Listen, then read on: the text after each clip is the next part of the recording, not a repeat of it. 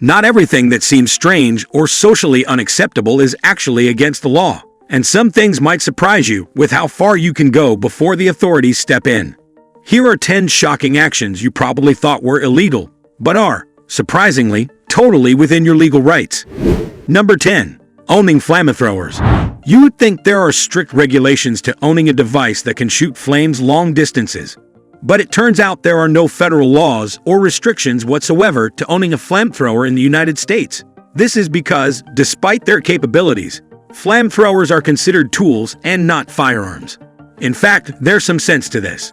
And there are many peaceful uses for a flamethrower, such as incinerating weeds and insect hives on farmland, melting away snow and ice on the ground, or making pyrotechnic special effects for your amateur film project. Fire departments have long used flamethrowers in their firefighter training too. Getting your hands on one is no hassle at all. You can buy a flamethrower online, with some dealers even offering napalm upgrades. And with Elon Musk's Boring Company entering the market with their own original design, which they insist isn't actually a flamethrower. Maybe some flamethrowers are about to become fashionable? Just be careful with it, okay? Number 9. Owning a tank. Imagine having a fully operational military-grade tank parked in your garage, which you could take out for a joyride around the neighborhood. For about the price of a normal car, you can buy a tank online and operate it on private and public property in all 50 states of the US, provided you don't try and overthrow the government. Tank ownership actually falls under the American Second Amendment, the right to bear arms. Written in the 1700s, the law allows for citizens to carry rifles to defend the nation from the British. A few centuries later, it appears that technology has changed, but the law has stayed the same. It's also legal to own and operate one in other countries like the UK too. All you need is a full driver's license, and you can get a provisional license to drive a tank with someone fully qualified to drive it. That said, if you've got the money and the garage space to spare, you'd be better off getting a sports car. Not only will you have a swanky ride, but you won't end up on a government watch list. Number 8. Marrying your cousin. A century ago, it's estimated that 80% of marriages in the Western world were among first and second cousins. But that's hardly surprising. In a time where people hardly ventured from their home villages, your dating pool was smaller too. Yep, in a world with no dating apps, marrying someone from a different branch of the same family tree just seemed to be the practical thing to do. It was only during the second half of the 19th century that cousin marriages became increasingly taboo, and many states in America began banning the custom. Even so, today, first cousin marriages are still allowed without restrictions in 20 states. Meanwhile, in the UK, it was never outlawed, since cousin marriages were associated with aristocracy in Europe. In some Eastern cultures, marrying among relatives is not only legal but still widely accepted and practiced. Still, you would have a hard time finding someone who thinks marrying your cousin is a good idea. The reason for this has to do with the conventional wisdom that procreating within the same gene pool will result in offspring with birth defects. In actual fact, first cousins share only 12.5% of DNA, which is very little compared to the 50% shared by members of the immediate family. What that means is there's only a 4 to 7% chance of children born to first cousins suffering from birth defects. That's not much considering the risk for those who are more distantly related is 3 to 4%, and the odds decrease with distance. Real issues would only arise if subsequent generations continue to marry their first cousins, producing offspring with more and more common genetic material. So if you happen to like one of your cousins, go ahead and have kids with them, as long as they like you too, of course. Charles Darwin, Edgar Allan Poe, Albert Einstein, and many members of British and European royalty have done so. But even with genetic issues out of the way, it's worth bearing in mind that in cases of cousin marriages, you can't divorce the whole family if things don't work out. Number 7. Faking your own death. Ever wish you could just disappear and run off to some faraway land where no one knows your name? Ever want to reinvent yourself and start your life anew? Here's the good news. Faking your death is technically legal, but as enticing as the idea may be, it comes with a big caveat. While there are no laws preventing you from faking your death, there are strict rules against fraud, which you're almost guaranteed to commit if you pretend to die. That means you can't fake your death for insurance claims, to escape any legal or financial obligations you have, to dodge a criminal conviction, or assume a new identity, all of which you would have ended up doing eventually just by playing dead. So instead of living carefree and glamorously over a new identity, faking your own death would result in a life constantly looking over your shoulder. Seems like coming up with an elaborate plan to fake your death is a better idea on paper than real life. Who would have thought it? Number 6. Corporal punishments in schools. The Victorians used to say, "Spare the rod, spoil a child." And while modern psychologists emphatically disagree with that, lawmakers in some parts of the US don't seem to take issue with schools using violent disciplinary methods. It wasn't until 1977 that corporal punishment was ruled unconstitutional by the Supreme Court. And even then, only 2 states banned the practice in public schools. So, from 2013 to 2014, studies reported that about 160,000 kids across America had been the recipients of corporal punishment, with boys, ethnic minorities, and children with disabilities filling up the statistics. Thankfully, as of 2016, corporal punishment in public schools is only legal in 19 states. Hopefully, this shocking statistic will continue to change as studies have found that juvenile crime has not increased in states that have banned the practice.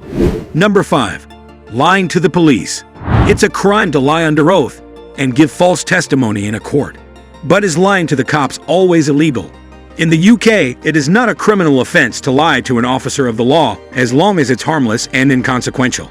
This means that if you're not the suspect and what you're saying has no bearing on their investigation, the police can't pursue it. For example, telling a cop that you witnessed a robbery on your way to the library when you really witnessed it on your way to the sexual health clinic opposite the library is not punishable by law. The moment your lie impacts their investigation or wastes their time, it's illegal. So you can't lie your way out of an arrest, to cover up a crime, or just make hoax reports for fun. So you might want to think twice about telling a tall tale the next time you get pulled over by an officer. Remember, whatever the law might say, honesty is the best policy. Number 4. Underage drinking.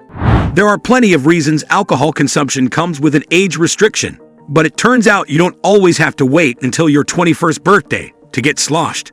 In the UK, the law only forbids minors from being served alcohol in public places such as restaurants, bars, and pubs. There are no laws preventing parents from boozing with their not yet adult kids in the privacy of their own home. Even in the US, where it is mostly illegal to give alcohol to minors, there are still some loopholes. For instance, kids can have a sip if alcohol is part of a religious rite or under certain exceptional circumstances where the folks give them permission, provided, of course, the booze is served without intention or effects of causing harm. So I guess you could just create your own religion and give it a go. But as with all these legal loopholes, just because something's legal doesn't mean you should do it, and you should definitely steer clear of drinking sessions with young children. The law's there for a reason, you know? Number 3. Firing missiles. If you think being able to legally own a flamethrower or a tank in the US is a good example of America's lenient gun laws, well, that's nothing compared to being legally able to fire a missile. Yep, you heard that right. In the state of South Carolina, under Section 23 to 3320 of the State Code of Laws, you can get a permit to do just that. But what happens if you were to launch one without a permit? Surely being irresponsible with such a dangerous weapon would carry a serious penalty? Nope. It turns out you only get a slap on the wrist with a fine of less than $100. Like most of USA's gun laws, this has its origins in the Constitution, drawn up at a time where American settlers were in a state of war with the British. So while I can see how this law came about, you'd think it would have been updated by now. Number 2. Bestiality. America has some complicated laws, and this is no more obvious than when it comes to one of the biggest social taboos, bestiality. Shockingly, getting down and dirty with a four-legged friend is not illegal under federal law, and any regulations or restrictions are largely a matter for individual states. While most states have passed laws addressing this horrendous practice, there's a surprising number of states where it remains completely legal. And if that's not strange enough, there are some strict rules being imposed on homosexuality in some states where bestiality is legal. In the state of Texas, for example, it's legal to have sex with an animal, but not someone of the same gender. Although in 2003, the Supreme Court ruled that Texas anti-gay laws were unconstitutional and therefore unenforceable, the ban on same-sex affection is still on the state law books. As for sexual relations with animals, that's always been legal in Texas. And with no intervention from central government, it doesn't look like that's going to change anytime soon. The good news is that as of early 2018, 45 states have put a ban on it. Let's just hope the rest follow suit soon. Number 1. Cannibalism. If you ever find yourself stranded on a desert island, desperate for survival, resorting to extreme measures like killing someone for food would land you a murder charge once back in civilization. But what if someone willingly offered you an arm or a leg to be eaten? In that case, you could technically do so without legal consequences, except maybe the toll on your conscience. As unsettling as it sounds, cannibalism isn't explicitly illegal in the United States, provided the donated human parts were obtained without causing harm to the person. Now you might feel a little queasy just thinking about eating human flesh, probably thinking you'd choose starvation over such a drastic step. But cannibalism doesn't always mean recreating a horror movie. There's even a recent trend of new mothers consuming their own placenta after childbirth, believed by some to reduce postpartum depression and improve breast milk production. Celebrities like Kim Kardashian have joined in, hiring specialists to dry and encapsulate their placentas into pills, taken as supplements in the weeks following birth. However, it's a practice that hasn't fully caught on, and there's no solid medical proof to back its supposed benefits. Many would argue it's just plain gross. So do these legal loopholes intrigue you? Or do you think laws should step in to put an end to them? Share your thoughts in the comments, and thanks for watching.